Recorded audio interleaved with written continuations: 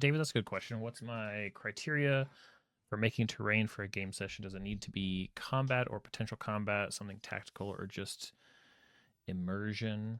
I think it really just depends. I'll use terrain certainly for a big climactic scene, combat or otherwise. Like if there's something, you know, if I want something to hit harder, then building out a scene for it is one way I like to do that.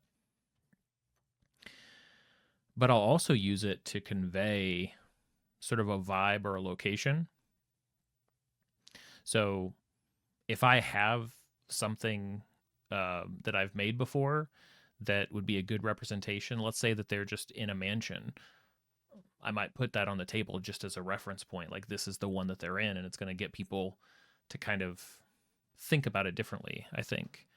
And there's lots of different ways to do that, but yeah, it really just depends. You know, sometimes the purpose of the terrain is to establish kind of the scale and size of the threat, and it doesn't actually it's not actually needed that much for the combat, but it really just depends. But in terms of like recommending terrain usage, like combat is probably the best place to start. Same as like what's a good miniature to paint or terrain to make. It's like pick an upcoming, boss fight of some sort and build, paint that boss miniature and build that sort of boss fight arena or dungeon room or cave or castle or whatever it's going to be. I think I'll do the whole roof here. Yeah. And I can obviously always change it and sort of cut part of this away if I want to do it, but because the current like platform that I have sits like this, um I can actually build the interior wall inside here. So this top can just sort of come off and I can build an interior that's separate from this piece. This is really just a foundation so that I can layer the shingles. I'll do big long shingles, and I don't know if I'll be able to like actually round them. It'll probably be more of like actually at an angle like this, but I think that should be okay. I mean, I did I did this side last night, so the rest of this was tonight. Yeah, almost done. I'm really just kind of being pedantic and like, okay, which parts can be seen kind of at an angle. So I'm putting in some extra boards just because I have them. But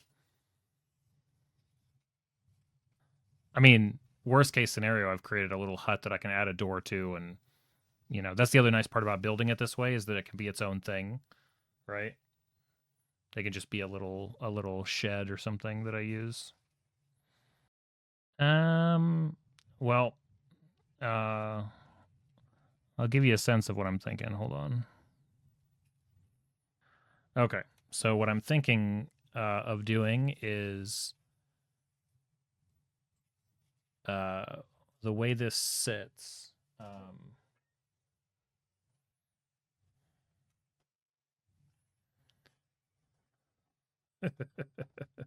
Okay. All right. So there's like like a obviously like an ugly edge, right? Because it's a square bottom going onto a rounded.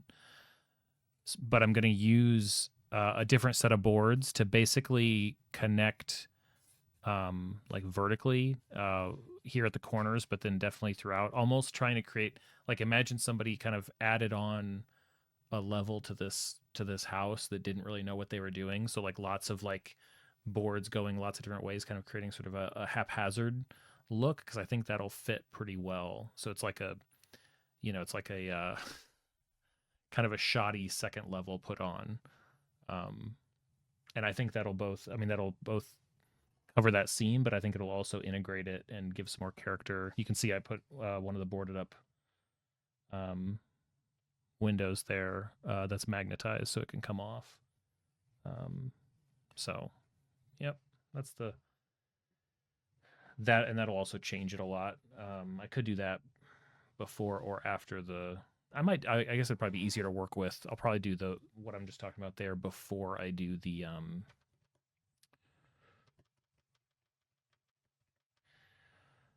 order of operations will be key here, but because I was thinking that technically working with all of that might be easier before there's before the roof is finished. But at the same time, I may want to have the filler material, the spackle or whatever I use in between all of the rocks, because I want the boards to sit like exactly where they sit's going to be key. Because I think that this top level is going to be more of a pressure fit than a magnetized fit. I think it's just going to be that sort of thing where I can basically sort of kind of fix the boards in place that it'll just sort of hug the building underneath it, which I think is a nice effect when it works. Okay. I think I can be good with this for one night. Basically paneled the entire second floor of the cottage. Need to do the roof. I also created these. Let's see if I can remember where they go. Created these magnetized boards for the boarded up windows, which is a part of the one shot. When the party gets there, the windows are all boarded up on this place. Oops. Sorry, bricks.